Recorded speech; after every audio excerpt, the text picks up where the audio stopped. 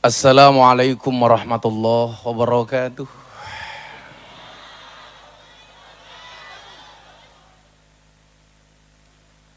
Alhamdulillahil qail. A'udzu billahi samil alim minasyaitonir rajim. Bismillahirrahmanirrahim.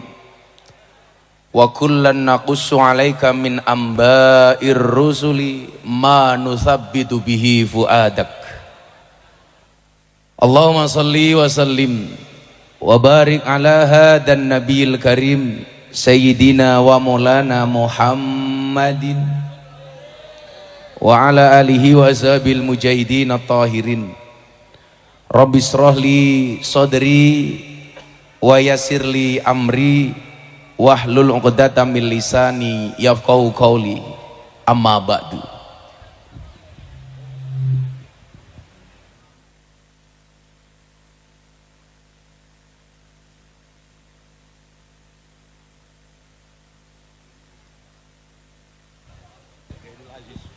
Hadratal muhtaramin, para masyayikh, para kiai, para alim ulama, para habaib, wabil khusus panjenenganipun Abah Ali Masyhuri.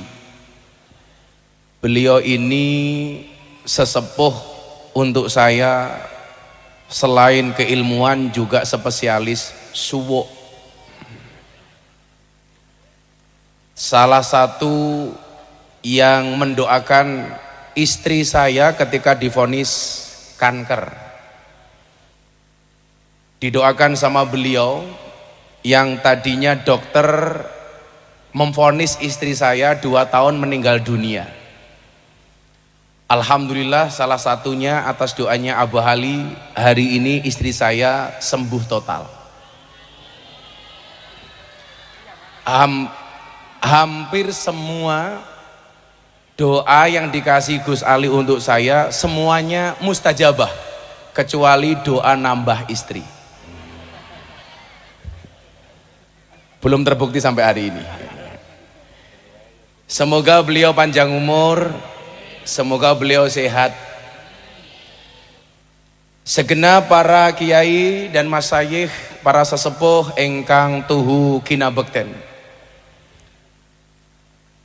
para pejabat yang berkenan hadir dalam semua tingkatannya yang saya hormati, segenap panitia penyelenggara wabil khusus dzurriyah keturunan Raden Qasim Kanjeng Sunan Derajat, Akhinal Karim Gus Zainul Aziz, beserta keluarga dan dzurriyah yang saya banggakan.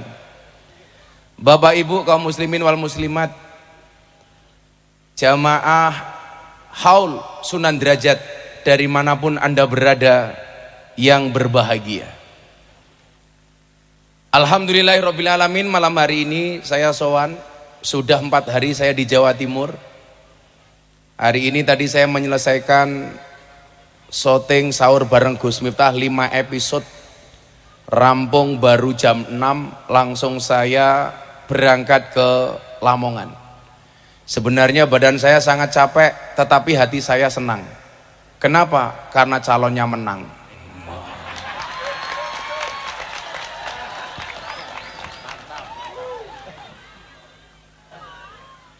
Ada 2 perasaan yang kemudian ketika saya harus sowan Kanjeng Sunan Derajat.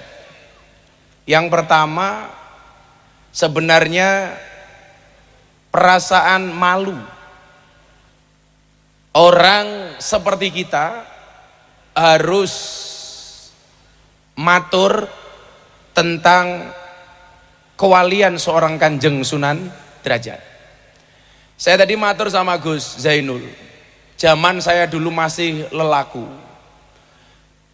satu tempat yang sering saya kunjungi selain Alas Purwo adalah makam Kanjeng Sunan Derajat, termasuk ke tempat beliau bertahanus di gunung sebelah sana itu. Mungkin tidak semua para ziarah pernah datang ke sana, tapi alhamdulillah saya dulu pernah naik ke tempat di mana beliau bertahanus. Ini perlu saya sampaikan, kiranya karena memang Nabi sendiri saja untuk mendapatkan keyakinan di dalam hatinya itu harus banyak mendengarkan cerita Nabi dan Rasul sebelumnya. Sebagaimana tadi ayat yang saya sampaikan, wa kullan naqussu 'alaika min amba'ir rusuli ma nusabbitu bihi fuadak. Sehingga kemudian kita bisa melihat bagaimana seorang Nabi Muhammad ketika berperilaku kesehariannya itu mencontoh nabi-nabi sebelumnya. Contoh peristiwa Nabi Muhammad ketika Isra Mi'raj. Ketika beliau sowan, beliau melepaskan sandalnya. Kenapa beliau melepaskan sandalnya? Karena beliau mencontoh ketika Nabi Musa akan bertemu dengan Allah di Bukit Tursina, Nabi Musa menggunakan sandal, Allah perintahkan untuk mencopot sandalnya. Ternyata Nabi malah ditegur. Maka saya sering bilang, Pak, ada perbedaan banyak antara pertemuan Allah dengan Nabi Muhammad dengan pertemuan Allah dengan Nabi Musa alaihissalam. Contoh umpamanya sebelum saya lanjutkan, Nabi Musa itu pengen ketemu Allah, itu inisiatifnya Nabi Musa. Beliau berdoa minta ketemu dengan Allah selama 40 tahun. Yang Nabi saja yang dapat gelar ulul azmi, doanya baru dikabulkan selama 40 tahun. Baru setelah 40 tahun kemudian Allah ijabah. Apalagi kita santri. Makanya kalau kamu berdoa kadang-kadang belum dikabulkan, ya kamu bukan Nabi. Makanya kalau saya selalu berprinsip, kalau kita kalah dari segi alim, kita harus menang dari segi kentir. Makanya kalau kamu ini kok berdoa minta jodoh nggak dapat, doanya dibuat simplifikasi saja. Ya Allah, izinkan aku menjadi imam sholat baginya. Namun bila tidak engkau izinkan aku menjadi imam sholat baginya, izinkan aku untuk menyolatkannya.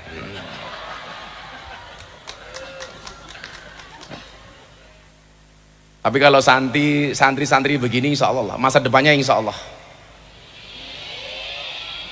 jelas. Santai wele. Cintamu boleh kandas, tapi karirmu harus jelas. Kenapa? Karena karir yang jelas akan mengundang cinta yang berkualitas.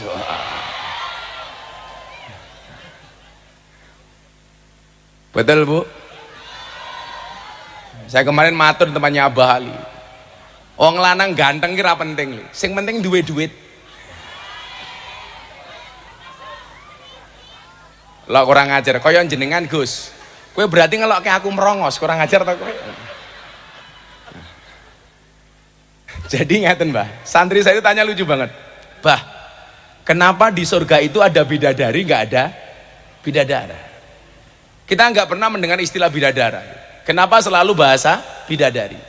Ternyata orientasi laki-laki dan perempuan itu yang membedakan kenapa kemudian di surga itu ada bidadari, nggak ada bidadara. Kenapa di surga itu nggak ada bidadari, nggak ada bidadara? Karena orientasi laki-laki dan perempuan itu beda, Pak. Laki-laki itu semakin kaya, dia semakin butuh perempuan. Maka perempuan beda dengan perempuan. Perempuan itu semakin kaya, dia tidak butuh laki-laki. Mila wong wedok ki lak wis sugih kon rabi males, ra penting wong lanang niku. Betul, Bu?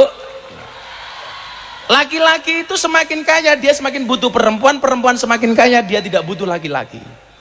Nah, laki-laki kenikmatan tertingginya itu ya perempuan. Tapi perempuan kenikmatan tertingginya apa? Harta, emas, dan berlian. Makanya laki-laki itu semakin kaya semakin butuh laki-laki. Perempuan semakin kaya nggak butuh laki-laki. Laki-laki semakin kaya semakin nakal. Perempuan semakin nakal semakin kaya. Itu loh Pak masalahnya itu. Apalagi perempuan sekarang. Waduh, perempuan tuh mampu menyimpan dua pria di dalam satu hati. Wah. Tapi kamu jangan sombong, ingat laki-laki juga bisa membeli tanpa harus mencintai. Lah, bentar gue.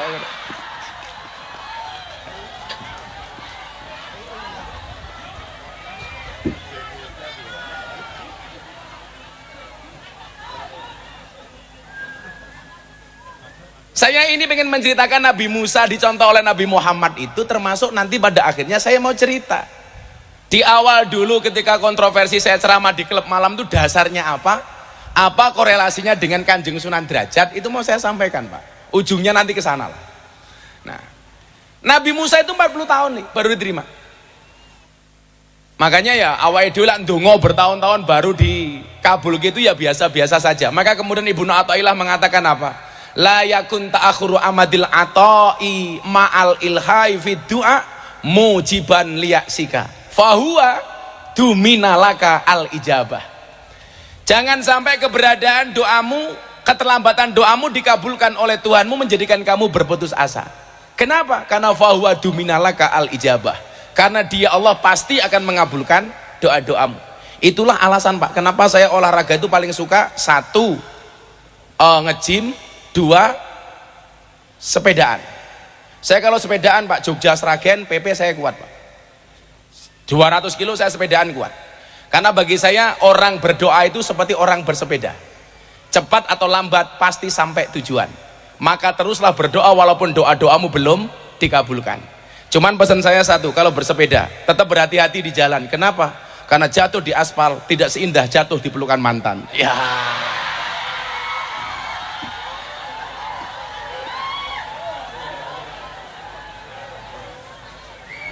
Kata-kata.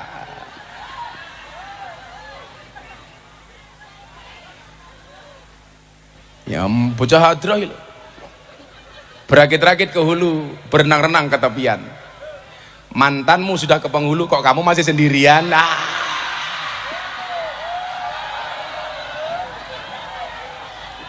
Kalau Nabi Musa itu ketemu Allah atas permintaan Nabi Musa, sementara Nabi Muhammad itu ketemu Allah atas perintahnya Allah. Jadi kalau Nabi Musa itu mengajukan, Nabi Muhammad itu diundang Mbak. Tentunya orang yang minta diundang sama berangkat sendiri sama yang diundang itu kan beda. Mungkin apa mbatan Bu? Kalau kita mengajukan untuk ketemu dengan Pak Jokowi dan kita dipanggil Pak Jokowi itu kan beda. Kayak hari ini orang mengajukan pengen bertemu dengan Pak Prabowo. Sementara kalau Gus Miftah itu tidak minta ketemu tapi dipanggil.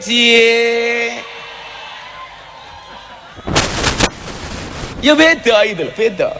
Kayak Abah Ali ini berangkat ke Jakarta atas undangan dari presiden, dengan saya berangkat atas inisiatif saya. Ini mesti beda. Ya padha karo mangkat pengajian beginilah. Sing diundang karo mangkat dhewe iki ya sangune beda kok. Lah bocah hadra ketok njaluk diundang ketok iki ketok. Serapa polis. Bocah hadra insyaallah keren. Alah bocah hadra modalnya mung sarung, jawaban aja mau delok sarunge tapi deloken ilmune goblok gitu loh sih.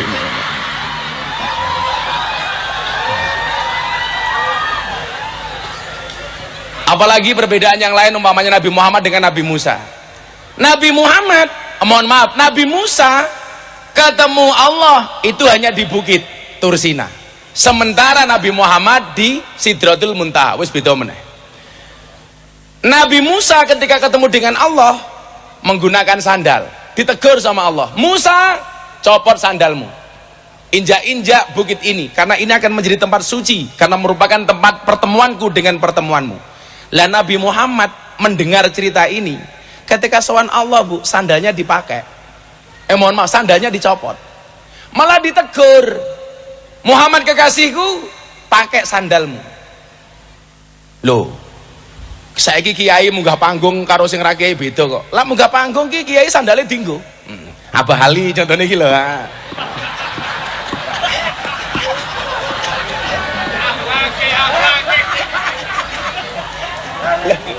Loh lah kayak kita harus dicopot lah. Abah Ali ora apa-apa itu loh.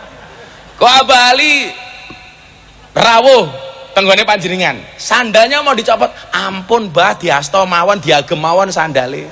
Nggih ta? Lah awakmu sing teko, copot beda, Bro. No. Kualitas iki lagi beda no. Kualitas agawe. Jadi Nabi Musa itu disuruh mencopot sandal, Nabi Muhammad suruh menggunakan sandal. Maksud saya apa?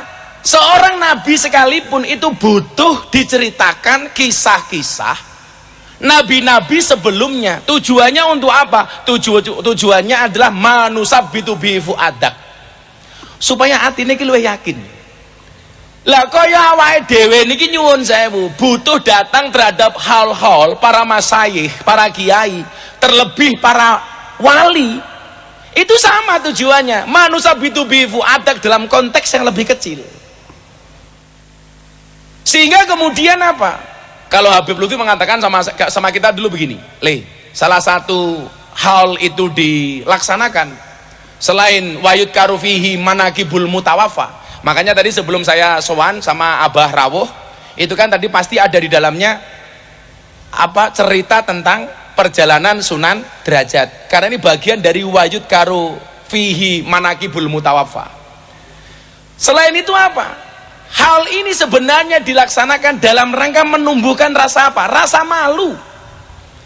Rasa malunya siapa? Rasa malu yang hidup kepada yang mati. Yang mati saja, mohon maaf, masih bisa membahagiakan sekian banyak orang. Mosok awake dhewe urip ora iso gawe seneng marang liyan. Coba gara-gara halnya Sunan Derajat, nggak usah halnya lah, yang kulayom kita bisa saksikan keberadaan makam beliau. Bagaimana kemudian kita tidak malu? Yang sudah sowan sama Allah masih bisa memberikan sekian banyak kebahagiaan. Yang mati membahagiakan yang hidup. Lah mosok awake dhewe sing urip kok gawe susah sing urip. Contohnya sing gawe susah niku sinten? Cetha kalah ora trimo. Lah niku termasuk niku. Gawe susah niku. Lah wong rakyate wis trimo.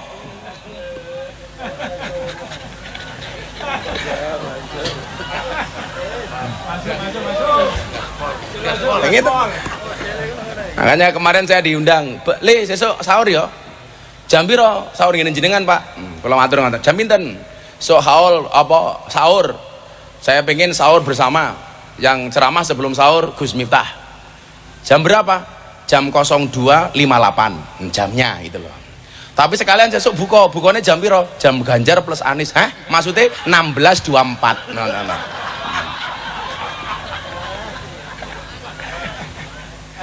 Nah.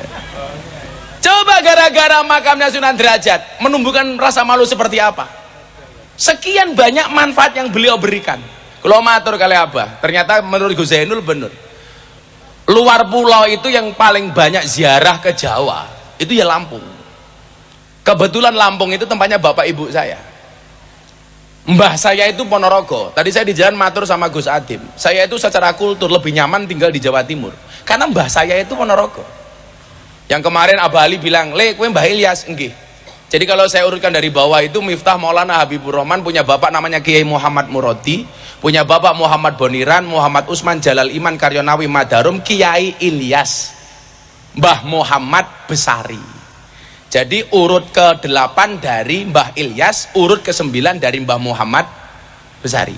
Ini saya pikir perlu kita kampanyekan, wong Jawa ki kudu ngerti nasabe.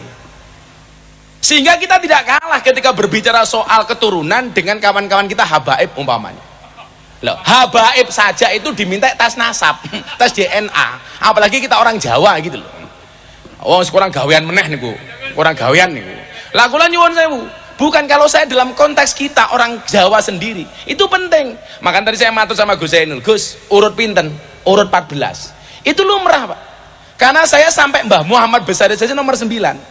Mbah Muhammad Besari itu punya bapak namanya Mbah Anom Besari, makamnya di Caruban. Yang istri beliau itu seorang syarifah namanya Nyai Ruqayyah. Mbah Anom Besari punya bapak namanya Abdullah Mursad, makamnya di Kediri. Abdullah Mursad punya bapak namanya Raden Demang, punya bapak namanya Pangeran Demang, punya bapak namanya Susuhunan Wirasmoro, punya bapak namanya Panembahan Praworo, punya bapak namanya Sultan Trenggono, punya bapak namanya Raden Patah, punya bapak namanya Prabu Brawijaya. Minimal sampai Prabu Brawijaya saya masih hafal. Urutan ke-18 sampai saya. Prabu Brawijaya itu ciri-cirinya rambutnya gondrong, wonge ganteng.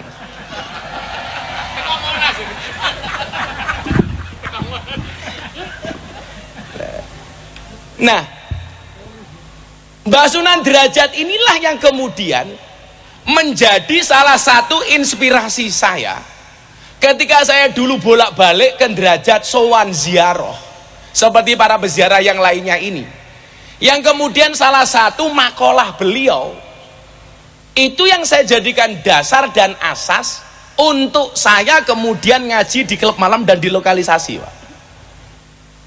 Coba, kan salah satu kritikan orang-orang Wahabi itu begini, Pak. Kenapa Wali Songo itu tidak banyak meninggalkan manuskrip dan kitab? Enggak, maksud saya banyak wali yang tidak punya itu. Padahal kalau kita kaji, minimal makalah-makalahnya para wali itu banyak, termasuk Kanjeng Sunan Derajat, termasuk 7 kalimat yang sering kita pakai itu. Nah, salah satu dasar yang kemudian membuat saya memberanikan diri untuk masuk ke tempat-tempat yang dianggap orang tidak pantas, salah satunya adalah apa yang pernah disampaikan oleh Kanjeng Sunan Derajat yang sering kita dengar. Apa Willy? Mene ono teken marang wong kang wuta, mene ono mangan marang wong kang luwe. Mene ono busana marang wong kang wuda, mene ono ngiyup marang wong kang kudanan. Yang dulu kemudian saya terjemahkan begini ketika saya masuk ke klub malam. Menyalakan lampu itu di tempat yang gelap, menyapu itu di tempat yang kotor. Itu terjadi tahun berapa, Pak? Tahun 1999 ketika pertama kali saya ke Jogja. Saya beranikan untuk masuk ke satu tempat yang paling menyenangkan di Jogja, namanya Market Flower atau Pasar Kembang, disingkat Sarkem. Loh, saya bukan alumni, aku kiai ini goblok kok alumni gitu. Nah, ternyata apa yang disampaikan Kanjeng Sunan Derajat kalau kemudian kita tilik dengan hadisnya Nabi, itu kan selaras dengan wallah fi aunil abdi maka nal abdu fi auni akhi. Allah akan menolong hambanya manakala sang hamba mau menolong saudaranya. Atau kemudian dalam hadis lain kita melihat ahabun nas ilallahi anfa'uhum linnas wa ahabul a'mali ilallahi sururun tudkhiluhu ala muslim. Maka disitulah kemudian saya melihat cara dakwah dan polanya Kanjeng Sunan Derajat itu, kalau kita lihat secara ilmiah, yang beliau lakukan itu adalah pola dakwah yang humanisme religius. Apa le? Humanisme religius. Aku ki jeneng kon ngaji rada ilmiah jane aku iso. Ning mesti malah wong ki ra seneng karo aku ngono lho. Wong soalé wong seneng karo aku iki mergo kentir gitu lho. Ora mergo aku pinter ngono lho. Kula niku nganu nggih, kula niku bersyukur. Kula niku bola-bali matur kali abali. Jadi bocah-bocah santri sing goblok niku jane jangan insecure, jangan underestimate, harus percaya diri. Nyatane mbiyen aku mondok cah 40, sing paling goblok sak kelas ki aku le. Lho tenan. Tapi cah 40 kuwi sing dadi kiai mung aku dhewe. Sing 39 Pak nggih, mboten enten dadi kiai. Ngarit gitu loh. Saiki malah aku anyar gelarku AKBP, aku kiainya Bapak Prabowo.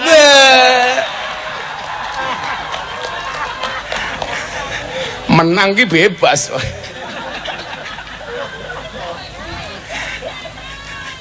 Oke guys.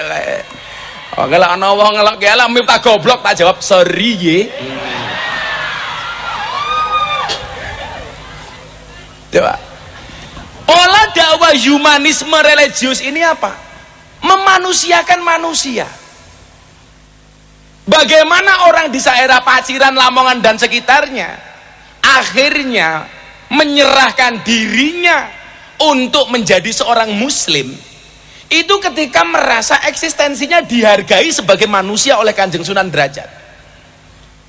Karena memang esensi beragama itu adalah memanusiakan manusia.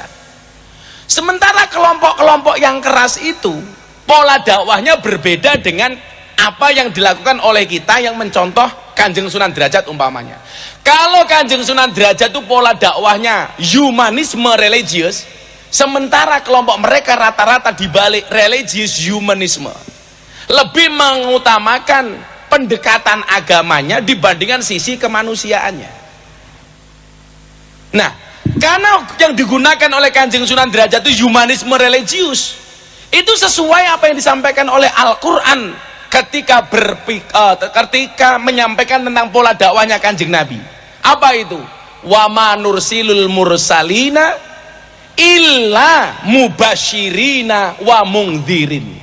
Lah dakwahnya orang NU dalam hal ini dicontohkan oleh Kanjeng Sunan Derajat, lebih mengutamakan mubasyir dibandingkan mundir.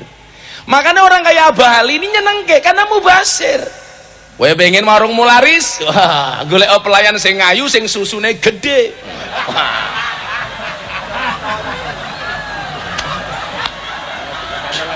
Sing iso nggih cantolan kopiah. Benisu mesti cah Lamongan moro. Oke gas.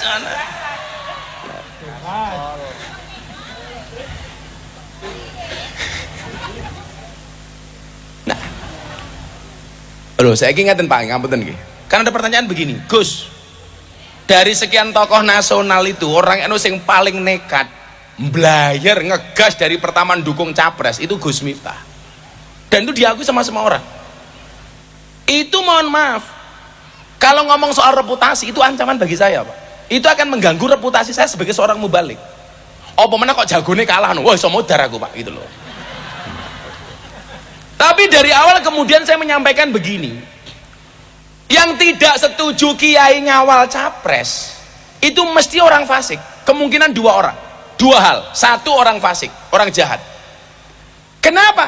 Karena kalau ada kiai kayak Abah Ali ini berada dekat dengan calon presiden, maka otomatis pintu orang fasik untuk mendekat capres itu menjadi tertutup. Tapi kalau orang baik tidak mau dekat dengan capres, otomatis orang fasik akan mendekat. Kemudian yang nggak terima siapa? Yang kedua, pasti orang yang beda pilihan dengan kita. Lah podo, api Gus. Lah beda, kiai kok dolanan capres. Iya toh? Loh, ini udah gak kampanye lagi, rugi saya kampanye wis menang kok kampanye gitu loh. Ini kan tahadus bin nikmah, idkhulus surur. Ketoknya sing ra trimo kita pendukungnya sing kalah ketoknya gitu loh.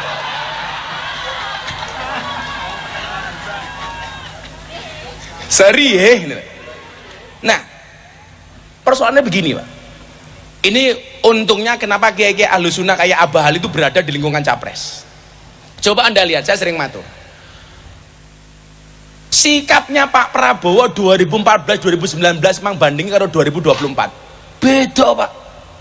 Biyen atos Pak. Wong sekelilingnya ulama-ulama atos kok. Loh, baru sadar gitu.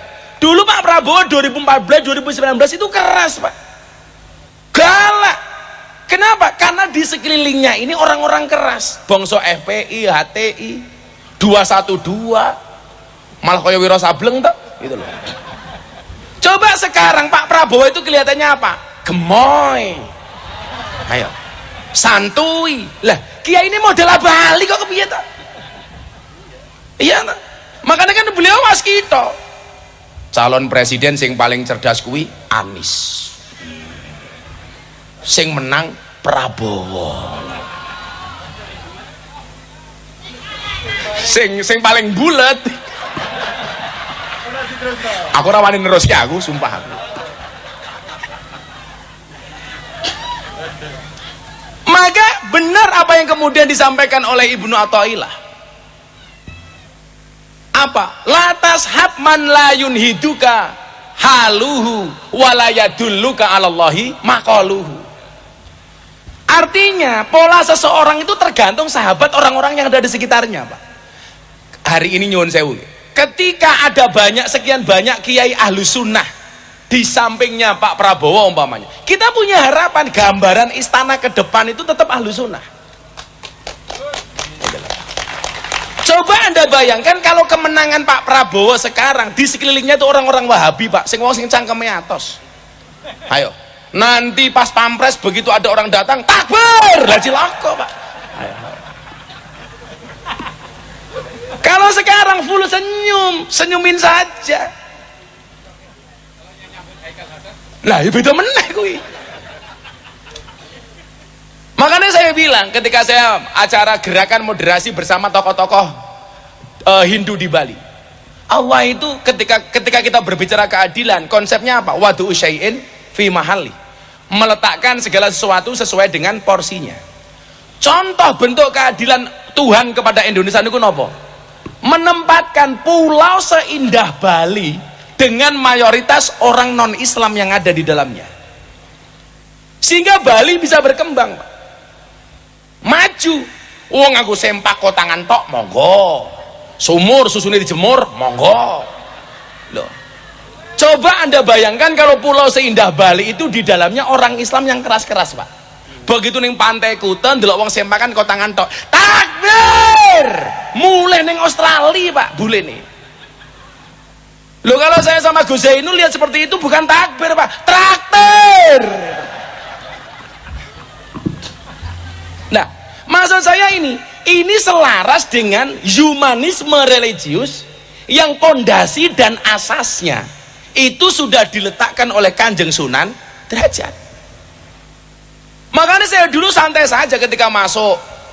Saya yang sering cerita itu, saya itu kan dulu masuk ke lokalisasi itu, Pak, setiap malam Jumat, Pak.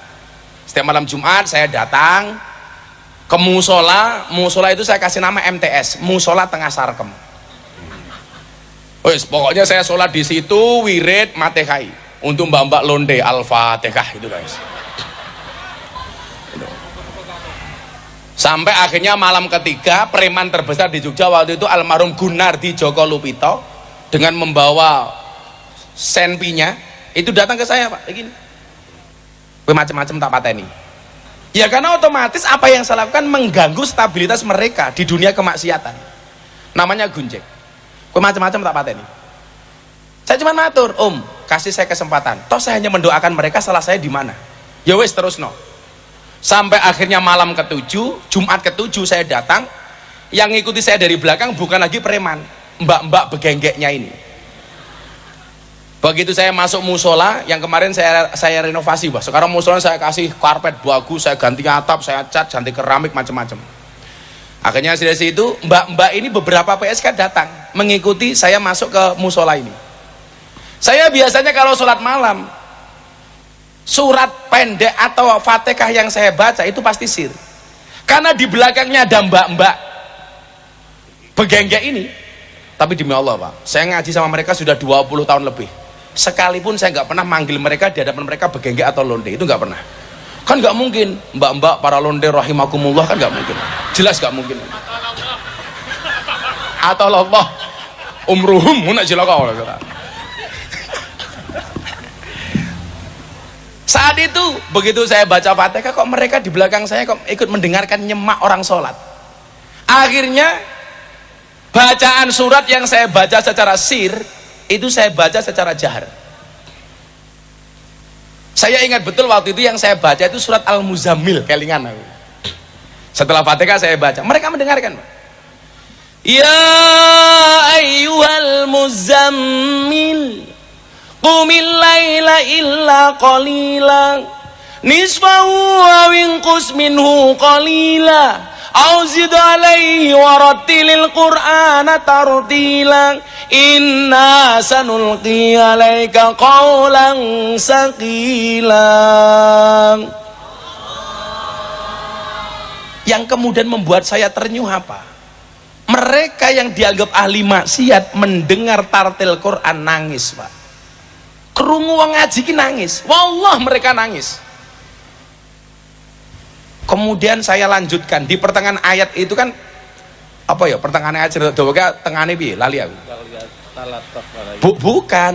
Bukan pertengahan surat Al-Qur'an, ayat surat Al-Muzammil tadi itu.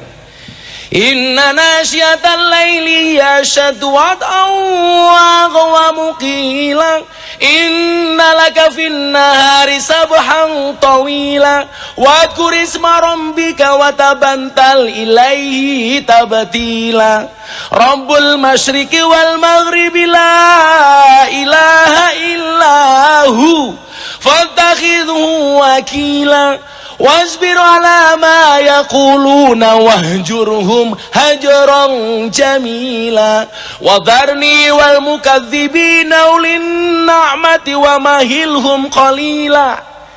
Di akhir ayat itu Allah kan mengatakan begini. Jadi begitu rakaat kedua saya lanjutkan, Pak. Saya ikut-ikutan nangis karena mbak-mbak di belakang saya itu nangisnya tambah kenceng nih.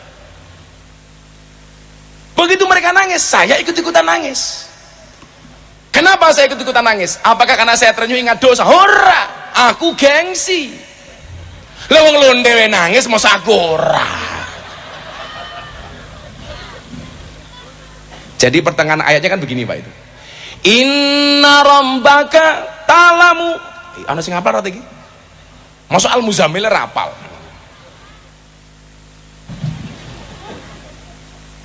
Wah, ra sida tak sangoni we. Ah, duitku oke iki ini Prabowo kok.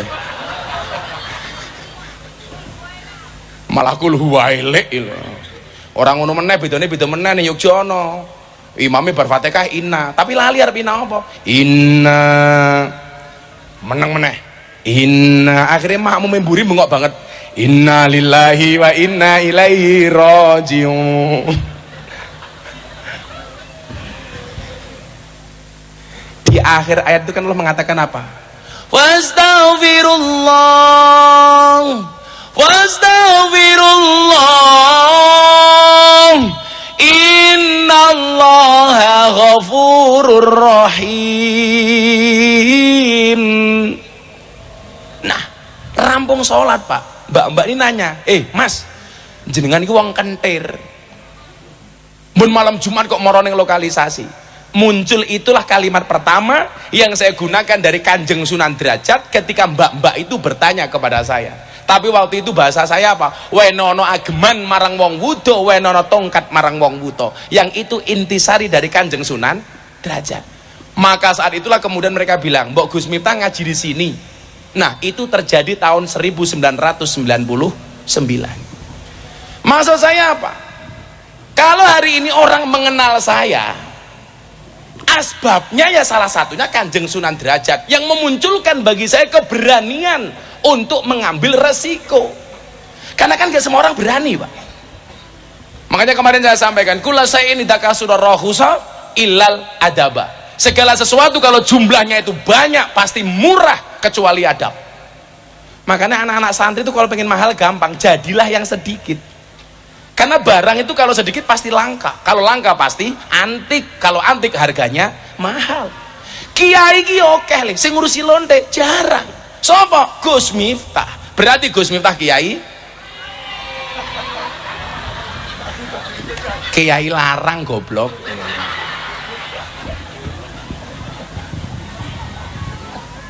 Nah, makanya wingi pas kula bah ono undangan saka Kanjeng Sunan Derajat, memori saya tuh Gus langsung ingat ketika saya dulu masuk lokalisasi, karena itu yang saya jadikan dasar. Karena ketika berbicara apa yang disampaikan oleh Nabi, ahabun nas ilallah anfa'uhum linnas, menungso sing paling disenengi karo Gusti Allah sing paling oke manfaati. Wa ahabbul a'mali ilallah sururun tudkhiluhu alam muslim takshifu anhu kurbata. Lah, kalau melihat makalah-makalahnya Kanjeng Sunan Derajat, itu rata-rata gawe seneng wong, Pak. Orang gawe susah. Pola dakwahnya yasiru digawe seneng, basiru digawe enteng, digawe mudah, digawe seneng. Mila nyopo, saya itu bangga banget jadi orang Ahlussunnah wal Jamaah, itu alasannya itu. Makanya kayak kemarin saya di Lampung mau dilaporkan sama orang-orang Wahabi gara-gara saya menuduh mereka yang enggak. Saya tuh punya kesimpulan, lak wong NU kon akur karo Wahabi ki rada angel. Karena kaidah usul fikih mengatakan apa? Idza jatama'a bainal halal wal haram ghulibal haram. Ora iso awake dhewe iki. Ola piye-piye daging babi karo daging wedhus dadekke siji, sing menang kuwi daging babi. Kok ana banyu putih dicampur karo ciu, sing menang ya ciu. Maksud saya apa? Ini yang satu pengasong Ahlussunnah bangsa tahlilan manakiban sak piturute, sementara yang satu menolak. Inilah dadi lak yo angel. Sing siji seneng manakipan, sing siji ora. Sing siji seneng tahlilan, sing siji ora. Ya wis selawatan dhisik yo. Iku vokalis yang memangan iki lho, ya Allah. Wah, kowe ngempet ngeceplak. Yo. Panesan wetenge gedhe. Aja lemu-lemu. Wong lanang iki wetenge gedhe biasanya manuke cilik. Mangan. Ayo. Bapak NU Ibu Mus sing banter di muslimat sing bangga no. Limet. Bapak NU Ibu Mus Kakang Ansara Deva Adewataya tahlilane saben malam mulai tahlilan padha nggawa rahmat. Pantes mangan wis mau pikir berkat. Tahlilane saben malam mulai tahlilan padha nggawa salatullah salamullah ala rasulillah salatullah salamullah ala yasin habibillah salatullah salamullah ala yasin habibillah yen wis mati bandar amelu bojo ayu wis ana senemu wis ana senemu iki kubur rasane lara anak bojo ra tau dono sing ning kubur padha tangisan anak bojo rebutan warisan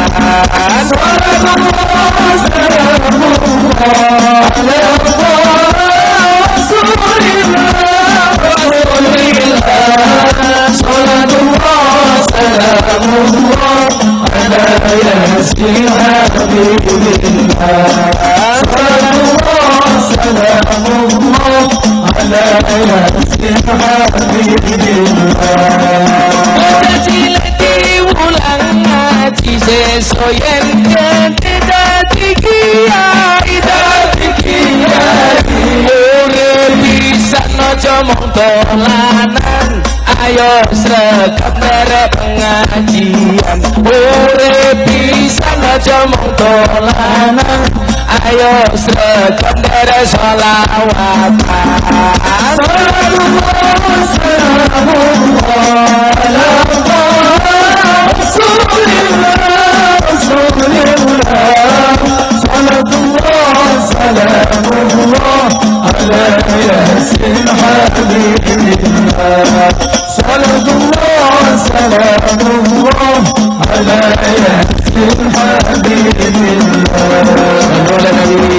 Muhammad dolan ning sawah dos ning kali kayu nangka digawe lemari Gozali gagah lan sregep ngaji oke rondo sing jaluk di nggih mantap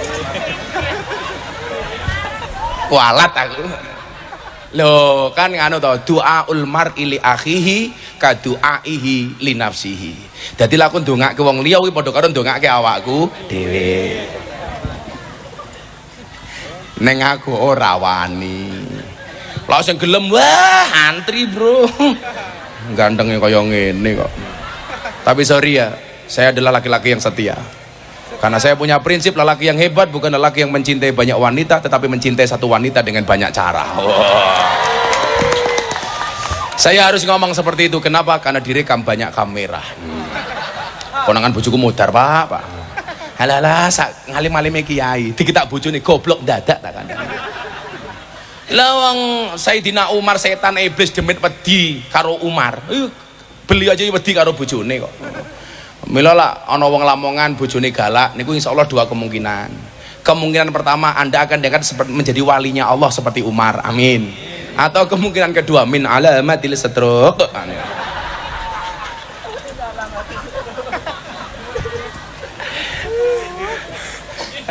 kiai kaya apa kaya kula dudu kiai wes adalah bojoku galak ora jane bojoku mung bojoku iki ahli sejarah dadi lek sing lanang duwe salah pisan seumur hidup kelingan terus curhat mbahmu ki curhat itu karena perempuan itu karakternya kalau disakiti nggak pernah lupa kalau menyakiti nggak pernah ingat ciri-cirinya jibape coklat gitu. Terakhir sebelum Abah Ali dawuh mungkin satu dalil yang perlu saya sampaikan jangan gampang menghakimi orang lain dengan perbuatan dosanya. Ruyan Al Imam Malik annahu kana yaqul la tangzuru fi dzunubin nas ka'annakum arbabun. Janganlah kalian lihat dosa manusia seolah-olah kalian adalah Tuhan. Wangzuru ila dzunubikum ka'annakum abidun. Lihatlah dosamu sendiri seolah-olah dirimu adalah budak. Farhamu ahlal bala. Sayangilah orang-orang yang terkena musibah. Wahmadullah alal afiyah. Pujilah Allah atas keselamatan. Wa iyyaka an taqul hada min ahlin nar. Janganlah sekali-kali kau mengatakan orang ini adalah ahli neraka. Wa hada min ahlil jannah. Dan ini adalah ahli surga. La tatakabbaru ala ahlil maksiyah. Janganlah kamu sombong dengan ahli maksiat. Bal ud'ullah lahum bil hidayah war rasyad. Tetapi doakanlah mereka supaya mereka mendapatkan hidayah dan petunjuk. Makanya sing kula agem niku tak cekeli tenanan niku dawuhe Gusmi. Pandanglah orang lain dengan kacamata hakikat, pandanglah diri sendiri dengan kacamata syariat. Pandanglah orang lain dengan kacamata hakikat supaya kita tidak gampang menyalahkan mereka, menghakimi mereka. Tetapi pandanglah diri sendiri dengan kacamata syariat supaya kita lebih berhati-hati dan waspada. Kula ngapunten, Mbah, kula ngapunten lah diarani kula niku salah. Orang baik itu rata-rata egois nih. Yaitu tadi yang dikatakan oleh Imam Malik. Hada min ahlil jannah, hada min ahlin nar. Contohnya apa, Pak? Saya itu pernah ngaji di klub malam di Jogja. Nunggu teman-teman yang lain datang, Pak. Itu duduk di depan kafe. Ada rombongan jamaah berangkat pengajian naik mobil pickup. Mbak-mbak Purel yang sama saya waktu itu. Lah ning Lamongan jenenge apa ya? Bukan, Purel itu pemandu karaoke. LC, PK, PL. Kalau di sini Purel lah, perempuan rela diusel-usel. Yang mereka kerjanya di puskesmas, pusat kesenangan mas-mas. Yang dilakukan adalah karaoke. Kata orang dibuka, oke. Niku nyuwun sewu, Mbah. Begitu ini liwat pengajian niku nyuwun sewu. Gus Zainul. Mbak Purel ini mengatakan apa sama saya? Bah, doakan saya ya. Mudah-mudahan satu saat saya bisa seperti mereka, malam hari berangkat pengajian tidak bermaksiat seperti sekarang. Saya mendengar kalimat mereka itu nangis. Aku langsung ngelus dodone bojoku. Ya Allah. Luar biasa ini orang.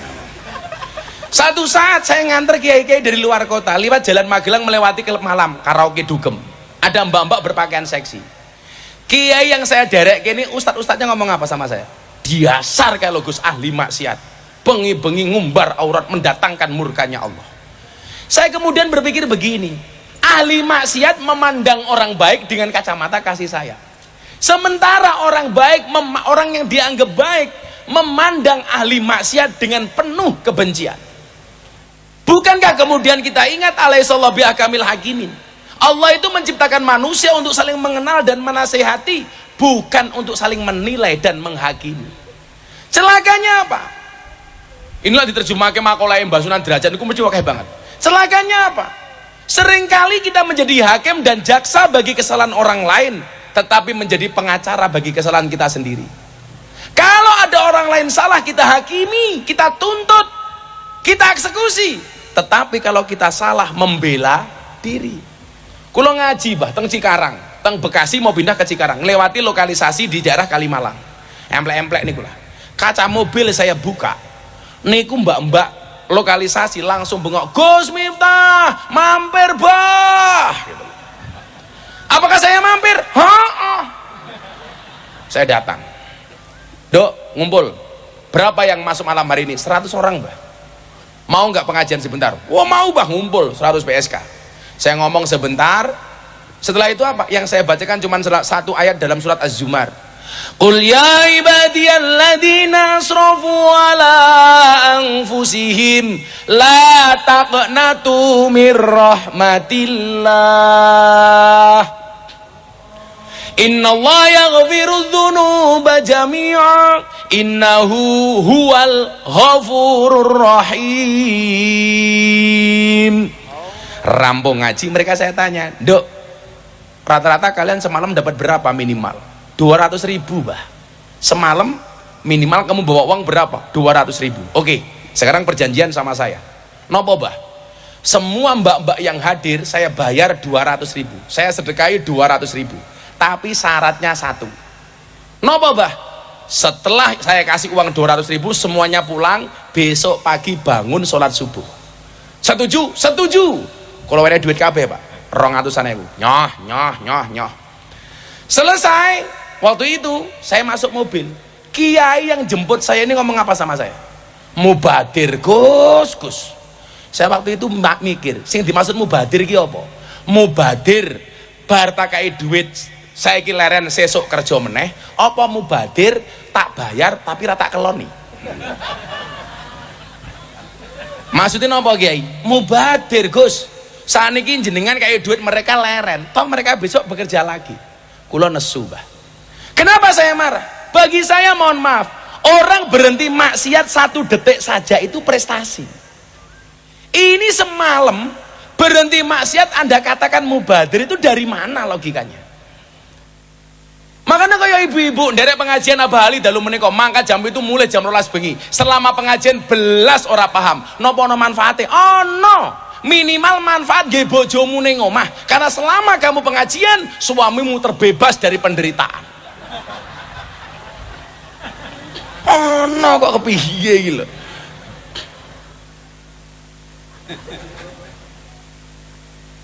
Lah kaya ana mbak-mbak PS kan Pak sedo, Pak. Saya layat kan ndongake. Ya saya layat ndongake. Mbah Mudine bengok. Nyuwun sewu para rawuh, almarhumah menika saya nomo awon, liyane belas rono sing mani jawab. Mergo dianggap PSK meninggalnya pas kebakaran di lokalisasi Sarkem. Kebakaran mati. Meneng kabeh. Kula bengok, saya nopo awon, saya nopo awon, rampung saya diprotes. Gus, niku PSK kok jenengan ditakoni saya napa jawab saya. Maksudnya napa? Kowe salah. Kenapa saya jawab saya? Karena kematiannya itu minimal membawa kebaikan untuk dirinya sendiri. Gara-gara dia mati wis ra nglonte meneh. Loh, nggih napa mboten, Gus? Masuk, Bro, Kiai ini Prabowo aja. Kalau Gus minta Kiai ini Prabowo, Abah Ali tukang suwe Prabowo. Ini membawa kebaikan. Maling kuwi lo mati tetap dijawab saya, karena begitu dia maling potensi kamu kehilangan menjadi berkurang karena sing maling wis mati. Nah, pola inilah yang saya maksud bahwa Kanjeng Sunan Derajat itu menggunakan pola dakwah humanisme religius. Kapan-kapan Gus kula ajeng nulis babakan ini. Kebetulan saya baru kuliah S2 di 3 tempat. Saya kuliah di Jogja, di UIN Jogja S2 mengambil akidah filsafat. Saya kuliah S2 di Unisula Semarang mengambil jurusan pendidikan. Saya kuliah S2 di UNES, Universitas Negeri Semarang S2 mengambil jurusan pendidikan seni. Nah, nanti pas pendidikan itu saya mau nulis karena dulu saya skripsi saya itu berbicara tentang pendidikan yang menyenangkan. Lah, ini saya mau nulis humanisme religius by Sunan Derajat. Wow. Ya tagihan no kayaknya. Malah tambah semangat aku. Jadi tahun ngarep aku kuliah S3. Wah, jadi sok Gus Zainul nyuruh aku Dr. Miftah Maulana Habibur Rahman. Lah saiki cukup prof, bukan profesor, provokator. Hanya Bapak Ibu, mari kita dengarkan mau idoh. Kalau ini baru mau idoh. Kalau ini cuma dongeng-dongeng saja dari Abah Ali. Cuman pesan saya cuma satu, yang seringkali saya sampaikan, jangan pernah menghina pendosa seolah-olah kita tidak pernah berbuat dosa. Bahkan ahli maksiat pun masih boleh masuk surga selama dia mau bertobat. Karena pada hakikatnya surga dan neraka Allah ciptakan sama-sama untuk ahli maksiat. Allah ciptakan surga untuk ahli maksiat yang mau bertobat, dan Allah ciptakan neraka untuk ahli maksiat yang tidak mau bertobat. Terima kasih. Assalamualaikum warahmatullahi wabarakatuh.